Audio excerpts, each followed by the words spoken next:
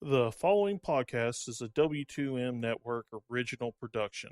Visit W2Mnet.com for all of our other great podcasts, plus news, reviews, articles, and opinions from the worlds of wrestling, video games, football, and entertainment.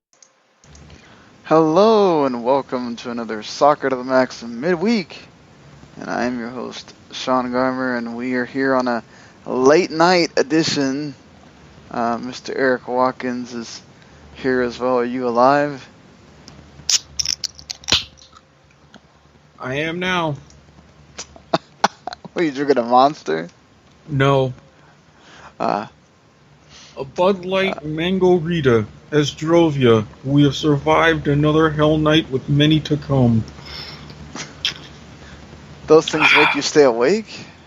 Oh, screw staying awake. This is just so I can finish through this and then pass out afterwards. I'm trying to find a way to mainline my Starbucks Cubano espresso for in the morning. Now, let me also say, I am not a paid endorser for either of these beverages, but I can be for the right price. Yes, especially the Cubano espresso. Those things are good. Oh, God, And they yes. work. Oh, God, yes. You want to zing in the morning? Go for that. So, there you go. We should make a commercial and send it to them. But anyway, we're not here to pimp Starbucks. They do enough of that themselves. So we are going to kind of have fun. We are going to talk about the U.S. perspective of this, where we know a little bit more about it.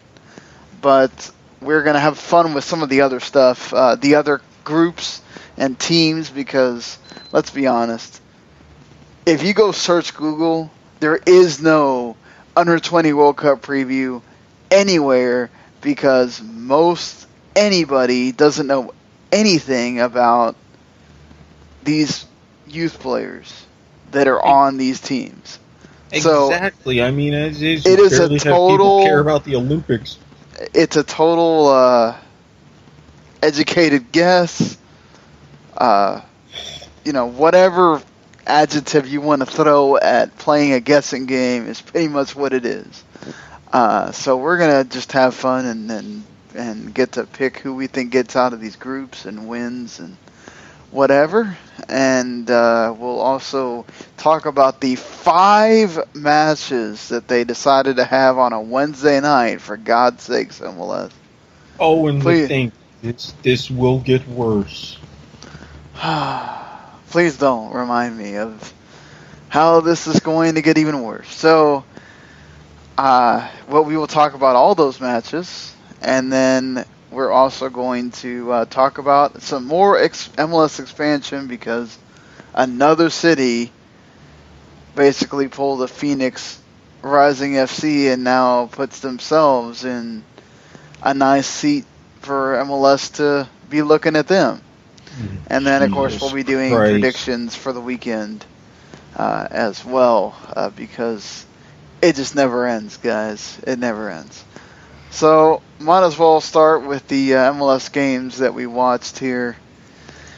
The first game was Houston and Philadelphia. It was sort of up and down for, the most part. But Philadelphia just actually put in their opportunities. Houston did not.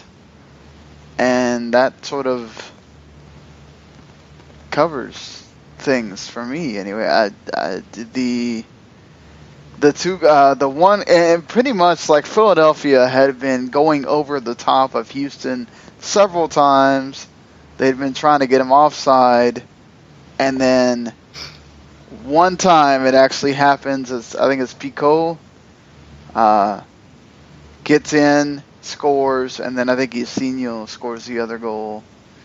And Houston just didn't look like the team we'd seen from them on the weekend, and we've seen from them for most of the season. Of course, they are much different on the road, where they have had losses.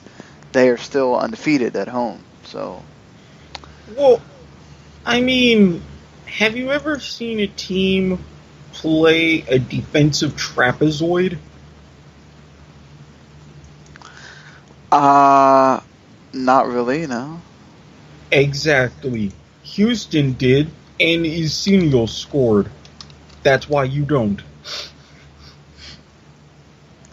Yeah, I don't know what Houston was doing for a lot of that game. I felt like because they couldn't get through Philadelphia's middle of their defense like a lot of teams had, they didn't really know what to do. And they waited too long to put Alex in the game, who's the guy that has been orchestrating things for them. So, you know, they didn't have the punch. Like, they decided not to start the Honduran trio. Kubo Torres has really got no service. And, I mean, Philadelphia was just, at any moment that they wanted to, they were getting in behind and causing problems. And Houston's lucky that it's only 2-0. Yeah, and the fact that Philadelphia is now on 4 straight shutouts, I mean, they're doing now what Kansas City did for the longest time throughout the past couple of years. So, Philly's going to be one of those tough defenses to break through unless you can find ways to mix it up and maybe go out wide. Yeah, they'll have to.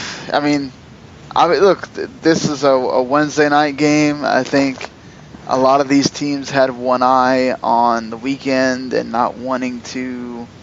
And we see this a lot. You know, it's very much like a Champions League or another situation where you had the midweek game. You don't always start everybody for the midweek game because you got another game coming.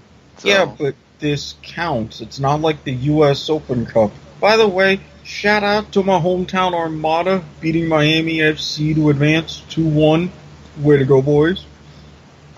Did the Riverhounds also suffer the same fate as the Kickers and get beat by the amateur team? They might have. I'm going to look that up real quick. Wow. Yes, Richmond Kickers got beat by the Baltimore amateur team for the Open Cup. So now, in one of those matches I saw on Twitter, wasn't that scoreline like 7-0? Yep. Oh, Christ. Richmond must have just not cared at all. Yes, Richmond Kickers against the Riverhounds, Chicago FC United. Where the hell are they from? Anyway, Chicago? They beat the River. I know they're from Chicago, but. Oh, you mean where? In the city? Yeah, and they're in the Premier Development League. Anyway, they beat the Riverhounds 3-1. Well, I'm sure that's not great for Rachel to talk about or report on. Nope. That's pretty embarrassing, honestly. I got the team wrong. It wasn't Miami FC that the Armada beat. It was Miami United FC. Yeah, way to be very not confusing to people. Really? It's Miami. There's a Miami United and a Miami FC? Yes, and if they had both won out, they would have met each other in the 4th round. That's so Miami, y'all can play. Yeah, that's great. Yeah. Let's not confuse the people anymore and get back to this here.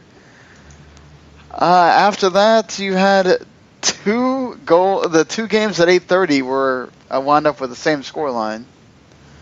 Chicago blasting Colorado 3-0, and Sporting KC with a hat trick from Gerso Fernandez in the second half, by the way. Yeah, because Sporting in that match, let me throw out some numbers. In the first half, Sporting had more than 2/3 of the possession. They completed they tried more than twice as many passes, completed about 50 to 100 more passes in the first half, but all they could generate was a corner, not even a shot on goal. That was a first for this season. Seattle was getting chances. Melia kept bailing them out. Then all of a sudden, fail-hopper corner, boom, right to Jerso, scores. Another ball, right to Jerso, scores. Then another one, right to Jerso, scores. I can't explain it. I mean, I can't explain to you that in the last 2 games, Seattle's unbeaten 7-1. Yeah, and they just, and it's not even that they laid down, it's just Jerso had the ball at his feet or whatever and just finished. I mean, Seattle has some pretty damn good players. You should be finishing too. You should, but I mean, in their defense, well, Dempsey was there, but he wasn't in. So, I don't know. They didn't even put him in at all? No. Wow. I was thinking maybe 70th minute, especially after they took Morris out, maybe they were going to put him in. No. Looks like they just conceded the game at that point. Yep. So Chicago basically, they scored early, kind of shocked Colorado a bit, and then Colorado just couldn't do anything. I mean, it was Chicago defensively or it was Chicago offensively. Boston Schweinsteiger was doing his part, and just that entire team was an absolute just peach to watch. They had 3 goals that were all team coordinated. David Akam, Nikolic, and then who scored the last one? Why can't I think right now? Just absolutely insane. That I think Nikolic scored the second. Yeah, he scored the third one off a beautiful, like, just low cross that came right to him and he put it in. Just absolutely amazing what Nikolic is doing right now.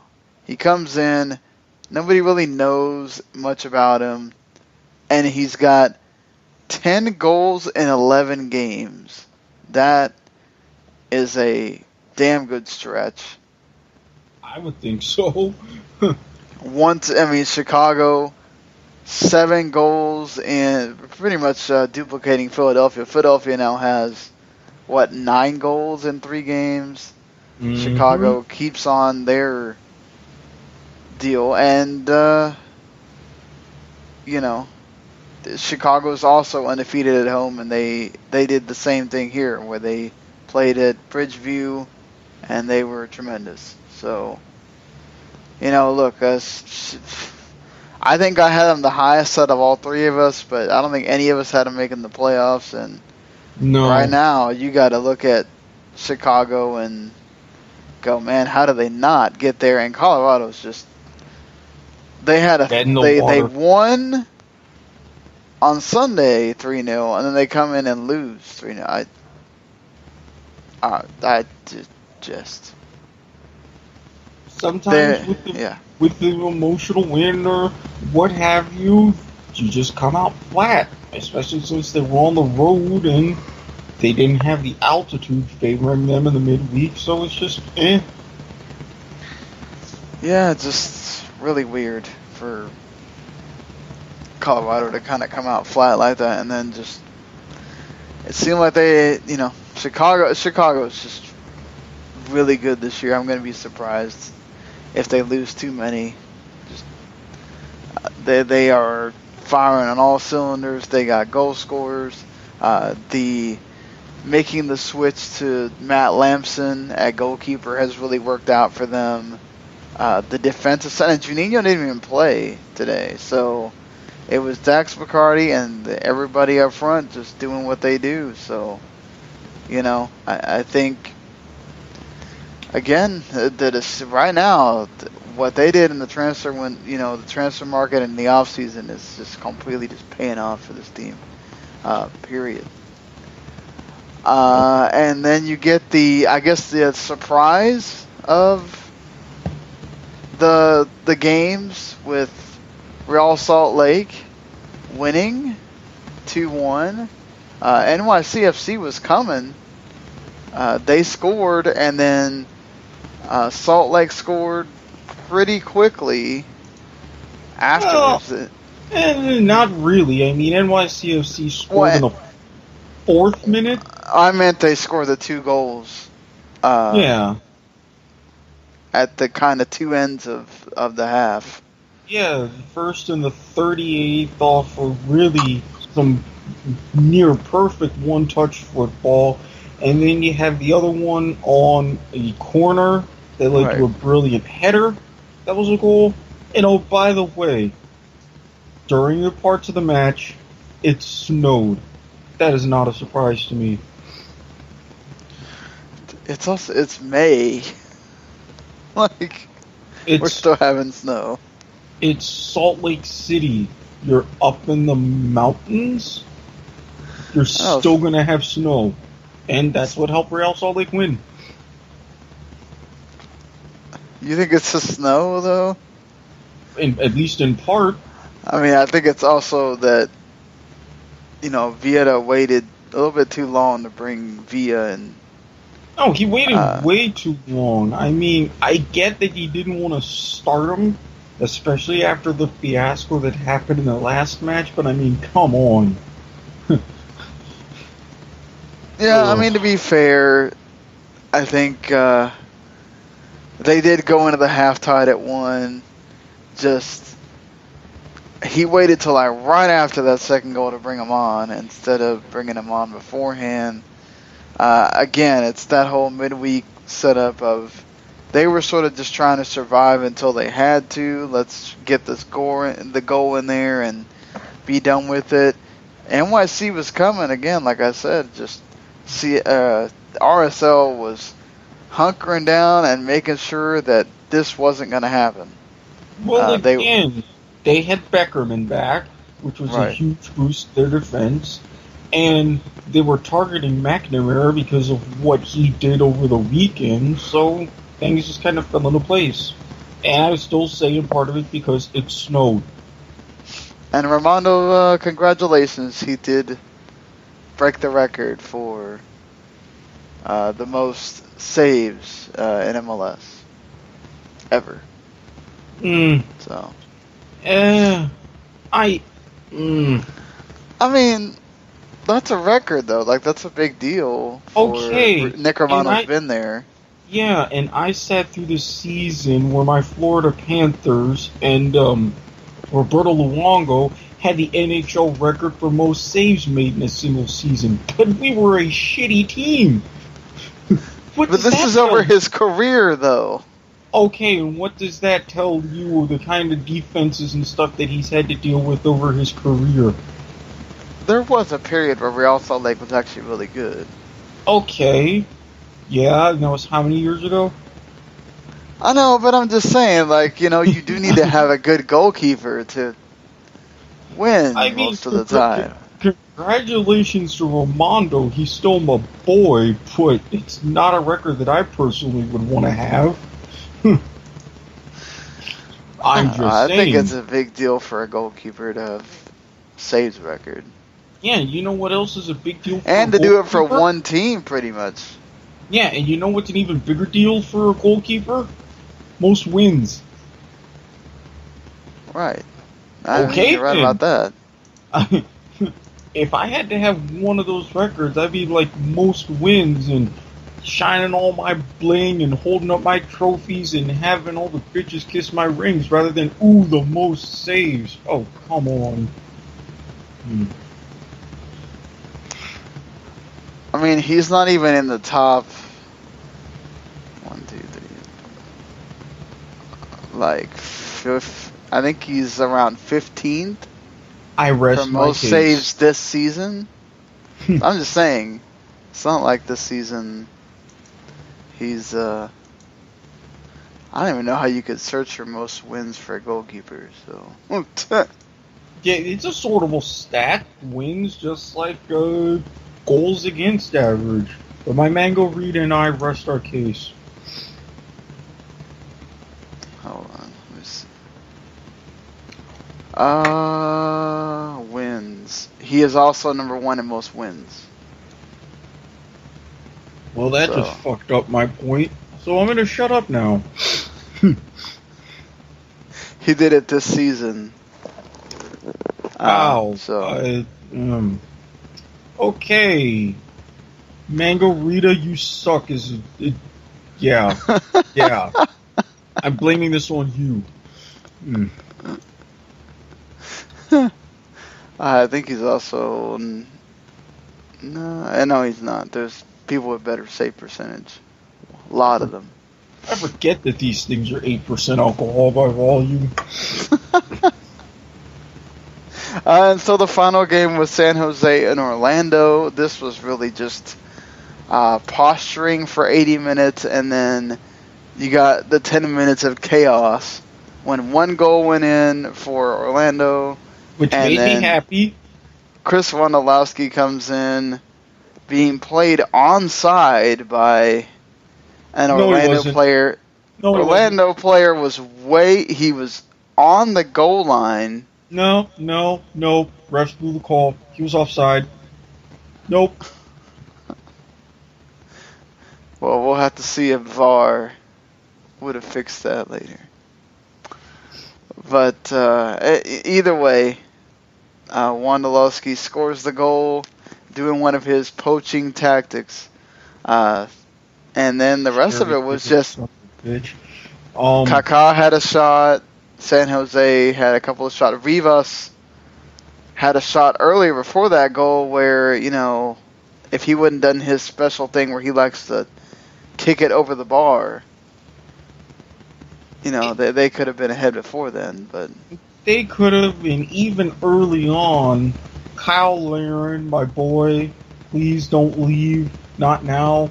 He had a header that nearly went in, and that was in like the 10th minute. So, chances abound, and I have to, I guess, settle for 1-1, but damn Wondolowski. And this is just proving me right about San Jose, by the way. What? Who else other than him scores? Seriously. It's true. Godoy was doing it early in the season, but now, it's back to just Wondolowski again. So, hey, but it's worked for them, so why not just keep doing it? Mm-hmm. Might as well get into previewing the rest of the week here.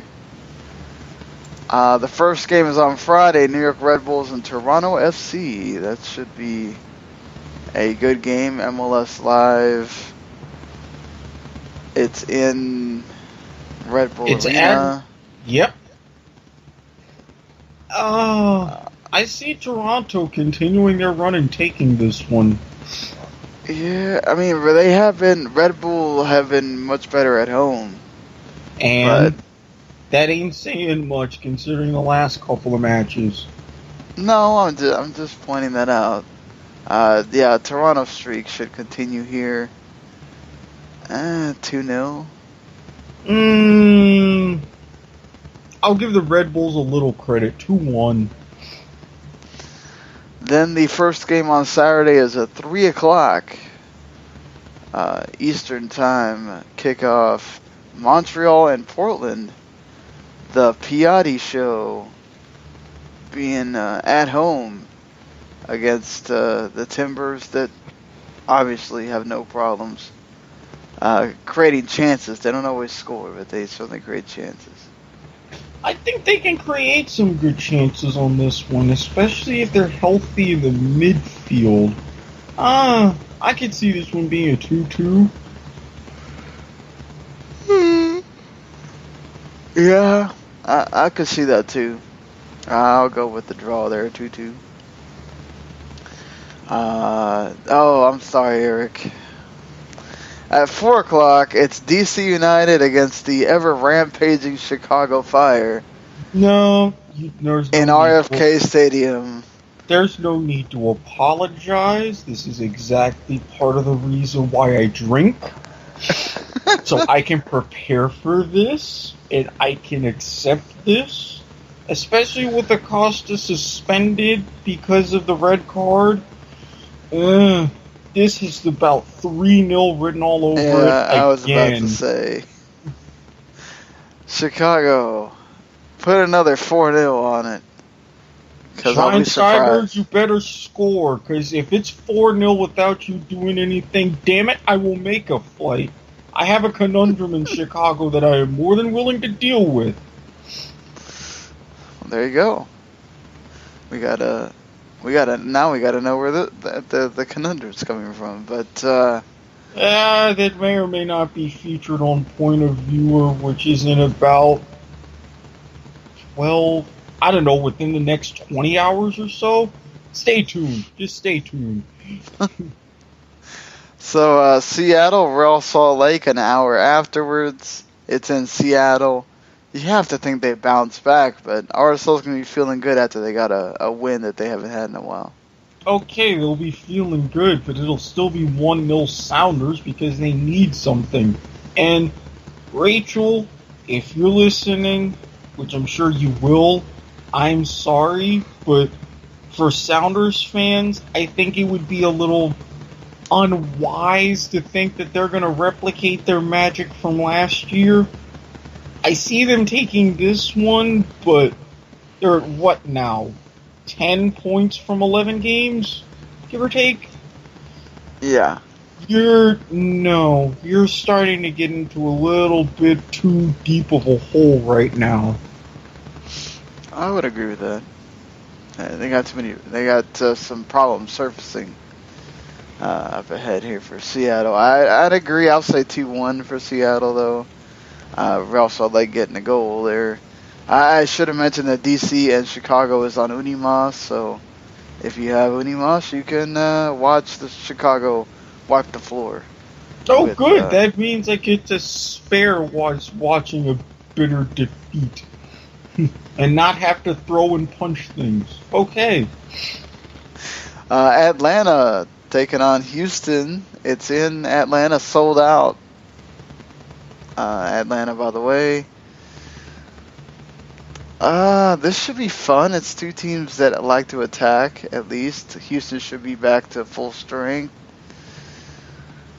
I could see a 2-2.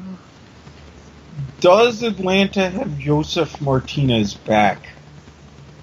I don't think it's too early to call that. I think it's tomorrow when they start figuring out who's going to be on the teams and whatnot. Well, I'm going to tell you right now, if Martinez is in a position to where he can start, 2-2. If he's not, 2-0 Houston. Alright, there you go. Fair enough. I don't like the way Atlanta is attacking without him. Yeah, especially with Almiron deciding he doesn't want to take shots. Just, hey, take the shot, man. Ain't gonna hurt you. Philadelphia looks to continue their streak of shutouts against Colorado. In Philadelphia, yeah. Give me another 2-0. Yeah. I was going to say 1-0, but the way Colorado's been playing, yeah. Just, it doesn't matter who's up front for Philadelphia. They figure it out. They are just really clicking. I don't know what the turnaround started from, but just absolutely clicking that team. Vancouver taking on Sporting KC. This is in Vancouver. I don't know. Sporting's been pretty good as of late. I could see a 1-1 or something. It's either a 1-1, but with Vancouver, I'll stick 1-1 because it's in Vancouver. If this was in Kansas City, I would have easily said 1-0, but they may find a way to score at home. Just don't leave it late. If Vancouver hasn't scored by the 70th minute, they're not going to. FC Dallas taking on San Jose in the last game of Saturday, also on MLS Live. These two don't really like each other. It seems like every time they play each other, something happens, like the goal that happened at the last second. They got San Jose the win the last time they faced each other. I think Dallas gets a little bit of revenge at home, 2-1. No, I say closer to 2-0 on this one. I don't see San Jose doing what they did tonight. I think Dallas is better defensively and can handle transitions. And Wondolowski was offside. So, yeah, there's that. Couldn't keep up with that. At least you're consistent. This is true, and oof, I'm looking at things a little funny right now, but I'm okay. New England taking on Columbus, MLS Live at 2:30. I feel like these two teams just played each other or something. Man, Justin Merrim got Player of the Week. And it could be more Merrim time. Yeah, this is true. I think there's certainly going to be goals. I could see another, 3-3 or something. 3-1. I think, and I can say this, Columbus is going to bring out the pimp hand a little bit and bring the Revs back down to earth. Yeah, I mean, I agree with you. You know, I'd say it's New England at home. And it matters. So you really think that you really think that Columbus isn't going to figure out how to prevent New England from doing to them what they did to Real Salt Lake? And it was okay. I'm just saying.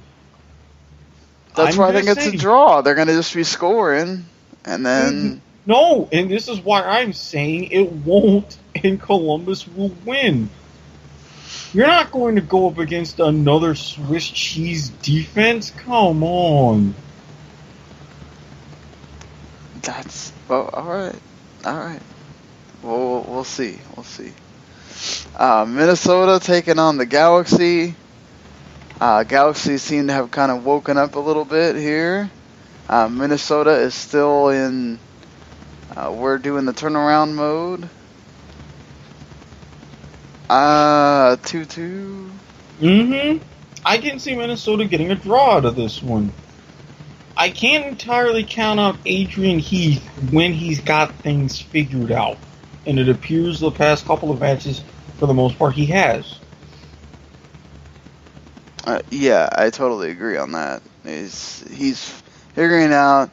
The team's attacking. They still got the problems defensively that they need to shore up. If Alessandrini and Dos Santos get going, that'd be a problem. But hey, we'll see. Minnesota's looking for some home cooking, just like Orlando is against NYCFC. This team that Orlando seems to be able to. They get in these close games with each other, but Orlando pulls it out. Ooh, another 1-0 nail biter. 2-1. Because I do have to give NYC some credit. They know how to cut through us a little bit. Plus, Maxi Morales is going to be a pest. But Kaká, Laren, Rivas, Perez Garcia, there's a lot of magic happening up front for the Lions. Yeah, you got Mr. Laren and Rivas playing well with each other. Kaká is sort of back to himself. And, we wondered about how he was going to fit back in the team. He fits just fine.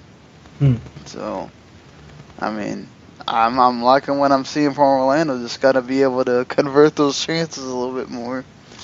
But, hey, when they're at home, they're kicking ass. So, don't have to worry about that so much.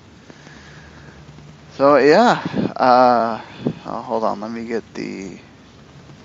Well, I guess we could talk about the Sacramento Republic thing here. So of course, the USL club, Sacramento Republic FC, is one of the teams that gets the highest attendance in the entire league. They were bought by Sac Soccer and Entertainment Holdings, who have been really pushing to try to get an MLS team in Sacramento. The Sacramento City has already approved a 20,000 seat MLS stadium at the city's historic downtown rail yard. And the ownership group that's in Sac Soccer is 49ers owner Jed York and former Hewlett-Packard CEO Meg Whitman. So that there's some money certainly going in there. And, I mean, if you got all that set for you already, it seems like they don't have to do a whole lot to get MLS to come knocking on the door. Yeah, but does NorCal need another MLS team?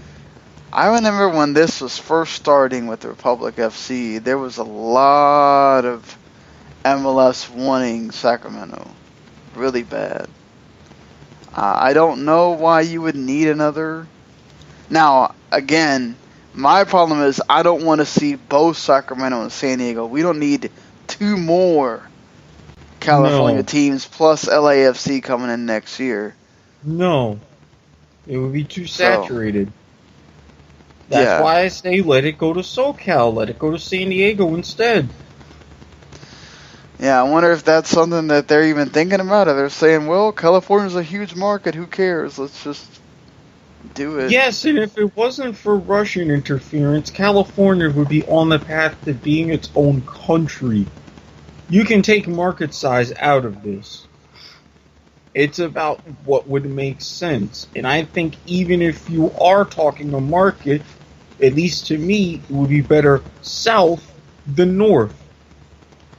I agree with you completely that I wanted in San Diego too, but when you have things set up for you like MLS does with two teams, you know, and that hurts San Diego too, I think, if you do take the Phoenix team and then it's like still stupid. I agree with you, but I feel like at that point you're going to take Sacramento just because there's a geography distance there. And, you know, then you go for some teams, you know, maybe one in the Midwest and one on the East, and you close the door. Unless you're going to finally just tell David Beckham, man, dude, I'm sorry, but until you give me something, we're just going to have to cut you out. And then you pick another team, but... Which I'm surprised they haven't already, because, I mean, come on. I think they're just so scared to piss off David Beckham. I don't know why, but... Oh, you're gonna piss off a man who has really created a clueless approach to getting a team and would rather take a bit part with one line in a movie than really get serious about negotiations? Yep. But when you have all the money like David Beckham does, you don't have to really do anything. So... Exactly, you don't have to do anything, and sometimes you need to hear the word no. Let him reminisce and throw up some memories of 1998 in his face if you have to. As much as I love him, I gotta chastise him for just being stupid. Yep. It's just there's so many ways he could have went about making sure the stadium got done and getting the damn team in there. Again, he could have talked to the Marlins. That would have been easy. But no, he didn't. I think he was pretty stout that he didn't want the Marlins. So... Okay, you know. What? You don't want the Marlins, yet even there were rumors circulating that a former governor and a soon-to-be Hall of Fame baseball player do? I mean, my God, you don't want to join in on that star power? Sorry, that's just stupidity if you ask me. Oh no, I agree that they should have just taken the land there next to Marlins Park or whatever, but he didn't want it. Not even next to it. Make it mixed use.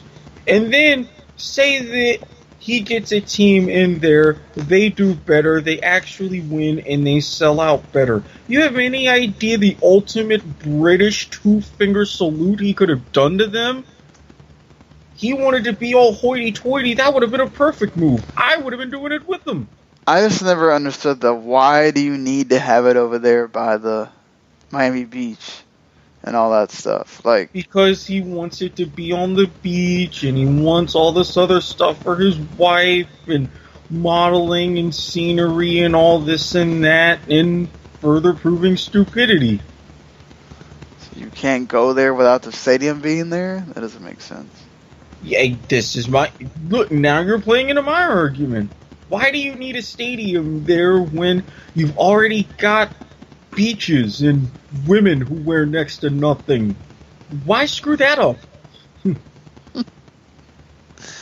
Alright, so let's get into just giving predictions for some NWSL here before we get into the under-20s.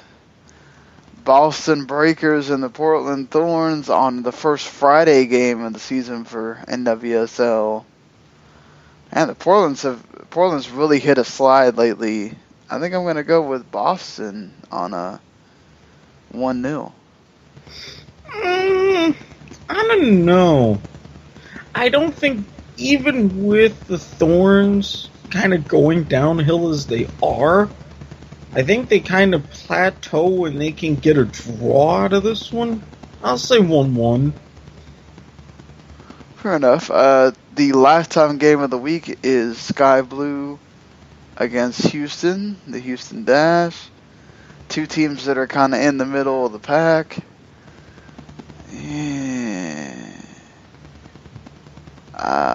I could definitely see this being another draw here too, but I'll say Sky Blue 2-1. Sky Blues at home, and I think they'll make better adjustments coming off of a 3-1 loss to this same Dash team just a week ago, or rather coming off a 3-1 win just a week ago in Houston.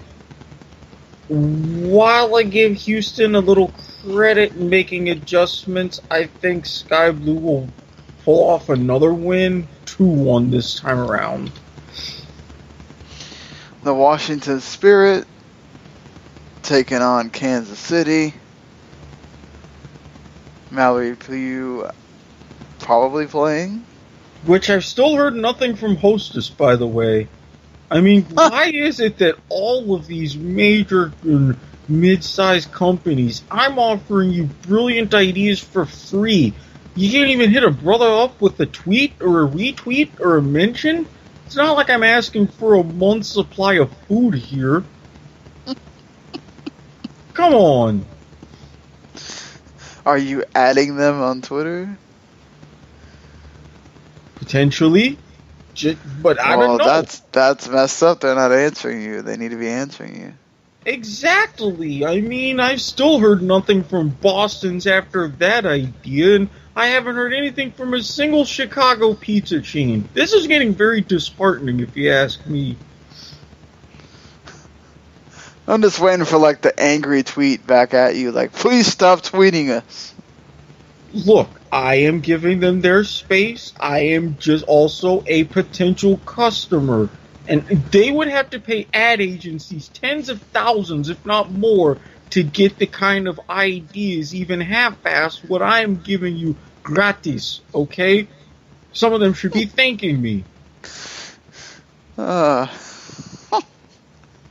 right about that. 2 Sunday games on this fine weekend.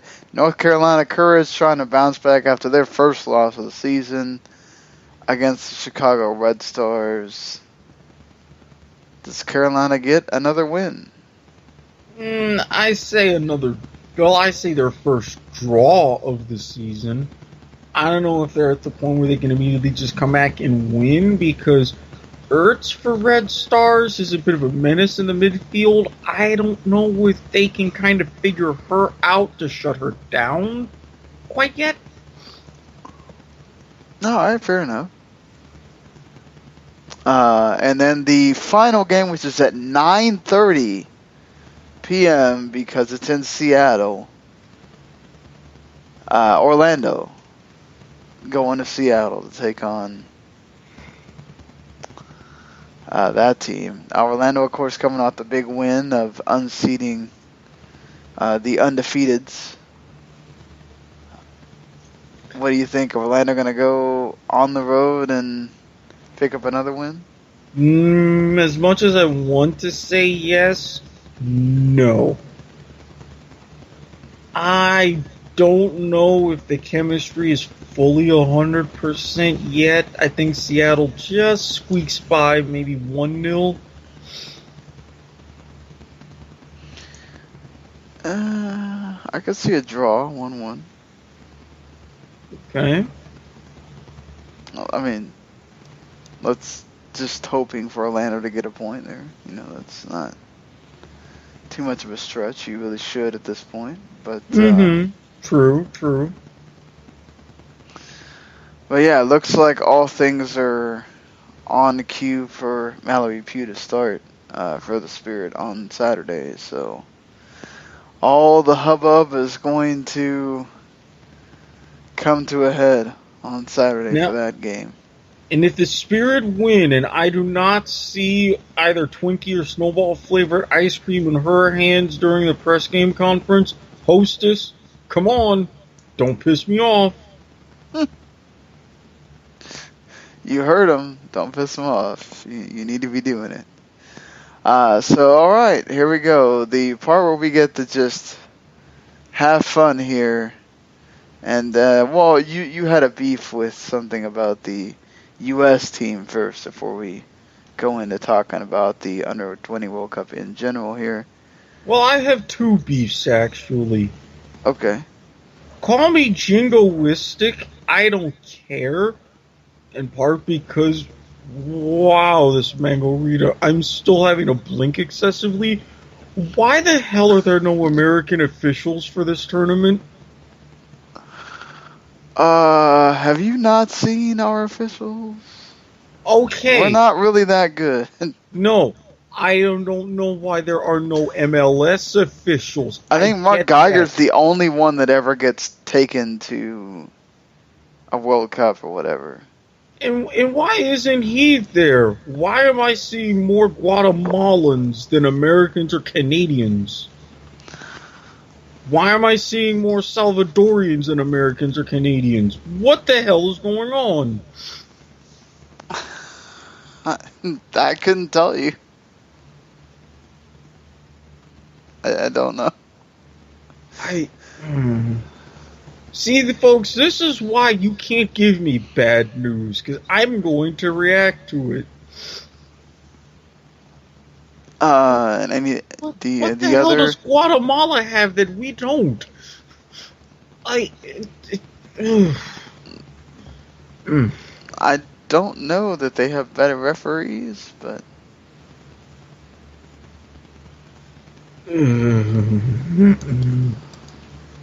I am not happy about this. God. So, your other issue with...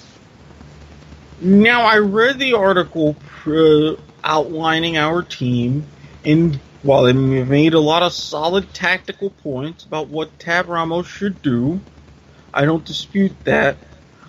Who in God's name decided that a reasonable formation would be a triangular midfield? And not any of those right triangles either that I've dealt with in geometry for God knows how many years. No, it's your typical isosceles triangle facing to the left touchline. What What? I think a lot of people just said what at what you just said. So Okay, a right triangle is where you have a right angle and then you... How can I explain this? Okay, think of your four in the back, right. and then kind of two defensive midfielders, not quite the six-man formation or the six-man back line that Orlando played tonight, but think of a typical 4-5-1. Okay? Okay. Your two defensive midfielders hanging back above the back four, and then right alongside one of them, playing straight above, you have another midfielder. That would constitute a right triangle. Now, what this article suggested was an isosceles triangle. Now, an isosceles triangle is where you have two of the three sides the same. So, in front of your central pairing, on one side, in this case it would be above the right center back, you have two midfielders playing on the same line going vertically up the pitch. And then in between those two, above the left center back, you have another midfielder. Just the one. Okay. Who the hell has that making any sense? I mean, you're either leaving yourself way too open on the wings, or you have one of those three midfielders try to figure out where the hell to go. Well, I think what they're thinking is that Delatorre and Lennon are going to be box to box. Yes, but no, from box to box, no, God, no, you're setting yourself up for failure. Yeah, it's an extended 4-5-1 is what that is, but... Extended my ass! You don't put in triangles in an extension! Or it's a 4-3-3 with the triangle. Okay, but with the 4-3-3, you would have to have at least one of them trying to play out wide. If they're going to be staying like that, then if I'm even like one of those defenders out on the wings, I just boot the ball up alongside the touch line and say, here, I think Slalom does go. play on the wings, so he could go out there. I mean, Adams is playing really well for New York Red Bulls, so... Yes. You know. Lennon's doing okay at Salt Lake. But, I mean, just... I don't know that he's going to wind up starting a Sargent, even though he should. Ramos, I mean, so... No, I don't think he will. I agree with you that he should, but... I can't get over it. Goddamn triangle. I can't... It doesn't mean that that's what they're going to play. He's just... I know it's not what they're going to play, but I mean the mere suggestion of it. I also hate that Schalke wouldn't let their U.S. players go either for this tournament. That's pretty crappy. Will they care about trying to do something if they can't do something in Ein Bundesliga? They want to do something at least for their U19s. I just think it's bad on that part. It's a bad precedent. But anyway, let's look at the tournament as a whole here. First of all, Korea is now joining Japan and Mexico as the only country to have the Grand Slam of World Cup hosting, with the Confederation Cup, the World Cup, the Under-17s, and the Under-20 World Cup now with this year. So, congratulations, Korea, you've joined Japan and Mexico, and being the only countries to be able to do that. I didn't even know that was a thing. Yes, apparently it is a thing. This is the 5th consecutive Under-20 World Cup where the previous winner is not even there to defend their championship. Well, that should tell you something. It shows how much teams lose those players and they go on because, most of your team is on that border of being under 20, and then they move on to the senior team, and you got to start new again. Or the Olympic team, technically. Yeah, technically, even though you do get the 3 overage players there for that. And yes, of course, Argentina is the team that's won the most under 20 World Cups. So look out for that here. So let me get to the groups really quick. And all right, so Group A is Korea Republic, the hosts, Guinea, Argentina, and England. And right away, they start out with a match that between two teams that will forever be known for one shining moment back in 1986. The hand of God. Yep, that happened right around the time I was born. Yeah, me too. I was born later that year, but yeah, I was born like within a couple of days of that match. Oh, really? Oddly enough. Yeah. That's awesome. There is best thirds in this tournament because of its 24 teams. So it's hard to count out the hosts. Sorry, Guinea. Yeah, I think we can all count on everybody's going to beat Guinea. It's all about if Korea can nick a point off Argentina or England and get a best third. I think or honestly, maybe get second. I think they can. Honestly, I think they can. I mean, the funny thing is when Korea Republic hosts these tournaments, and they did very well in their Confederation Championship, I think they can put something together. And the World Cup, they did really well. They got all the way to the quarters. Mm-hmm. So, all right. So you saying Argentina wins the group, and then England and Korea is one of the best thirds? Then? Yeah, I think whoever that England-Korea match on match day 3, that's going to decide second and third place. Yeah, I think totally fair on that. Let's move on though. Venezuela, which technically will be playing the first game of the tournament against Germany at 1 a.m. on Friday morning, and then the debutantes Vanuatu and Mexico, who always do well in these tournaments.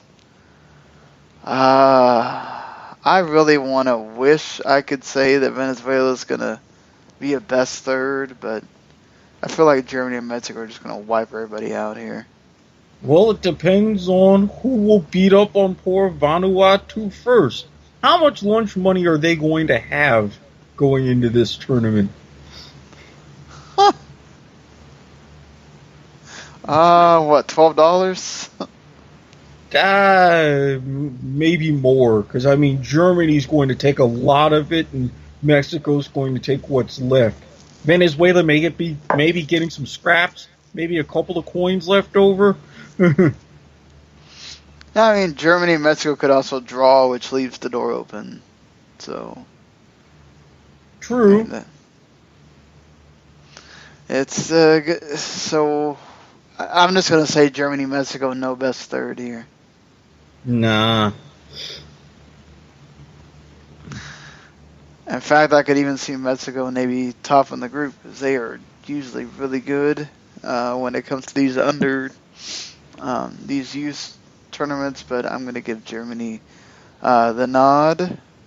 2 words: Die Mannschaft.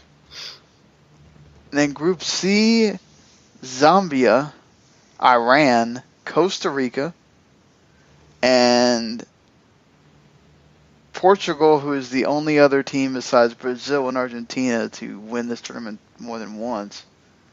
Hashtag group of life.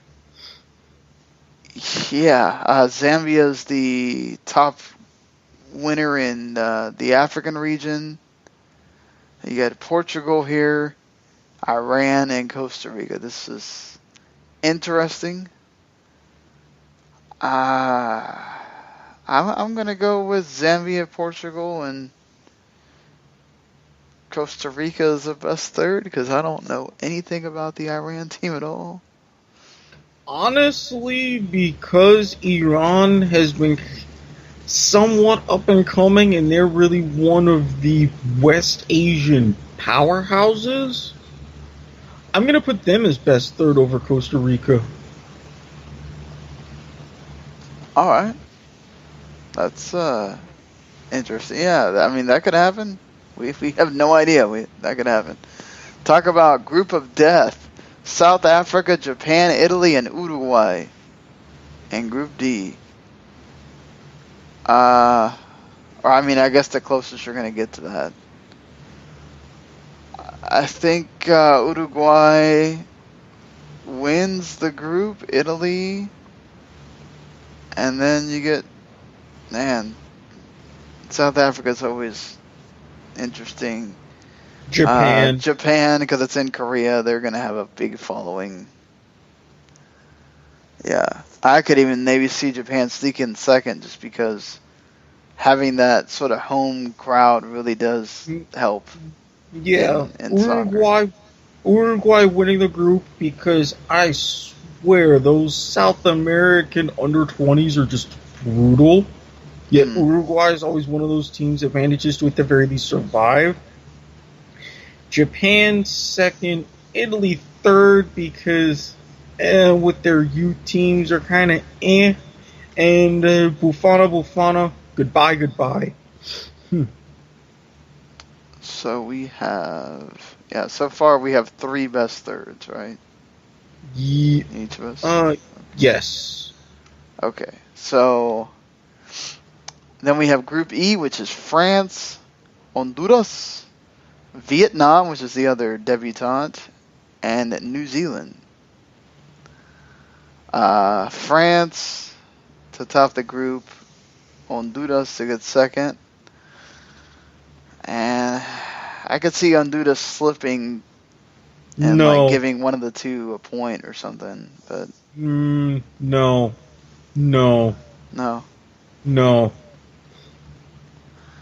Wiping the floor with Vietnam and New Zealand here. Yes. I want to see this Vietnam team just come out and be good, just cause. No. Why not? First of all, I can say this because I have a Vietnamese brother. What the hell kind of infrastructure does Vietnam even have? I'm surprised that they made it, especially with all of the other East Asian countries. No. And New Zealand, I love you, but you're a rugby country. Stay in your lane. Okay, not entirely rugby. Rugby, basketball, and netball. Just stop it. Just Ecuador, who did really well, the South American under 20s, United States, Saudi Arabia, and Senegal. I feel like the U.S. needs to be topping their group here. They do because Ecuador, they hosted their part of qualification in altitude. Right. That advantage goes away completely. I think... I don't know. The U.S. is going to finish top 2. Saudi Arabia worries me a little bit.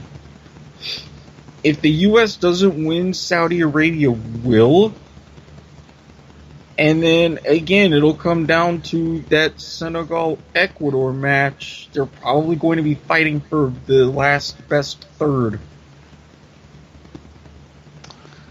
Yeah, I think it's USA, Ecuador for me, and I think Senegal wins up the best third on my end.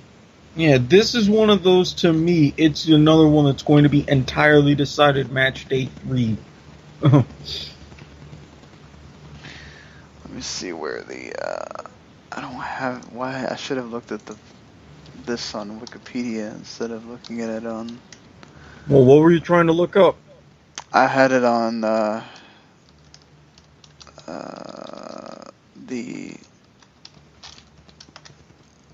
had it on FIFA.com instead of the Wikipedia, which shows you the bracket to the other end. Well, like when you get past the group stage.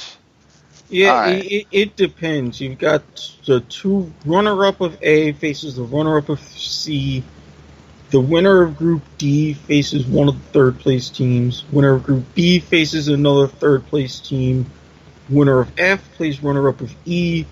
Winner of E plays runner-up of D. This is crazy. I don't think we have to go through this match by match here. We'll be here another 30 minutes. We don't need that. Exactly, because they don't determine the permutations until they have the 4 best third teams. Right, exactly. So, who gets to the semifinals, the final, and then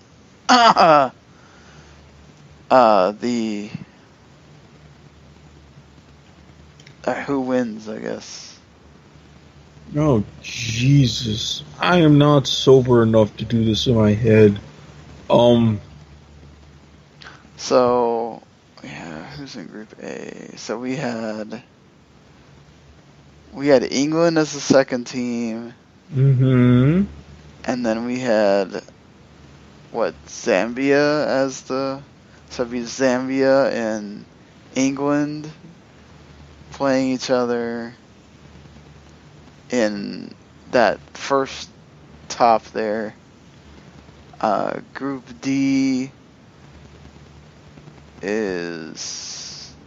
You'd have Uruguay against the best third from either B, E, or F.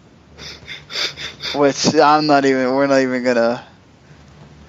Which that's either if Venezuela had one. Yeah, 2 of those we didn't even have a best third, so yeah, I guess Senegal. Which Uruguay would win that, so Uruguay and England or let's see, winner. Hell, Zambia. I think Uruguay goes to semifinals for me on one end. Wait. Winner. That's a winner. Okay. We do know the U.S. would play Honduras probably. Alright, I'm just gonna call it right now an Uruguay-France final.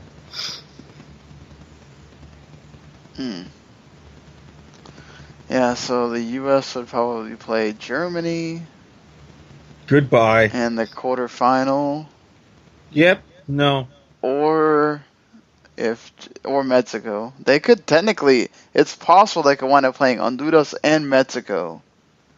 Well, if we play Honduras and Mexico, then we would be winning 2 knockout stage matches for the first time ever in the same tournament.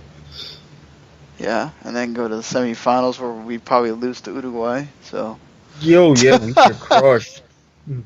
But hey, the fact that we would finally make that next step, because hell, we haven't even made it out of the group 3 out of the last 5 U-20s. They made it to the quarterfinals last time. They made it to the quarterfinals last time. Yes, for the 5th time since '89. That's about where we peak. That's good for them, though. I mean, yeah, you want to be getting the semifinals, final, all that stuff, but,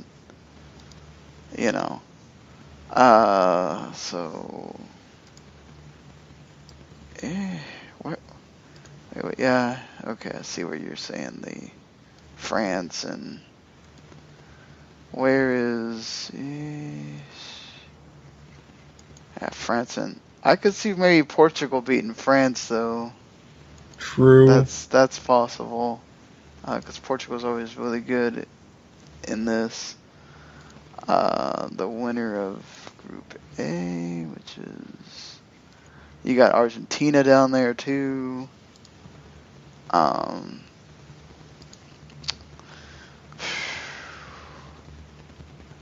they would. No, they wouldn't. So I'll say Portugal and Argentina meet each other, and you get, get the old Argentina-Uruguay final. Ooh. And Uruguay wins for me there. Alright, so Uruguay wins for me. You had France and Uruguay, you said? Yeah, and I think Uruguay takes it. Alright, so we both have Uruguay. Watch that not even be a thing. Watch them not even make the knockout round now that we picked them. I haven't a built-in excuse. I don't know what yours would be. That neither one of us know these teams. We're just spitballing. So, yeah, I mean, look, I'm actually kind of looking forward to this, getting to watch the U.S. team and watch Venezuela. Again, the tournament starts 1 a.m. on Saturday, May 20th, and goes on until June 11th, where they have the final, and then a week later, the Confederations Cup starts. So, get ready for the summer of soccer, guys. And then after the Confederations Cup, it's the Gold Cup.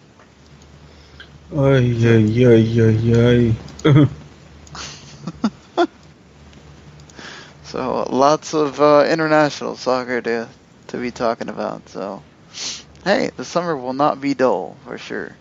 No, thankfully. All right, so that's going to do it for the midweek show here. We survived and were able to talk about all those games. We got plenty of freaking games to talk about on the damn weekend. And then we'll also have, I think the U.S. doesn't play until Monday, so we don't have to talk about that till, I guess, the midweek. But, all right, until Sunday, we will enjoy your soccer, and we will see you later, everybody. Enjoy and get yourself some sleep. Damn right.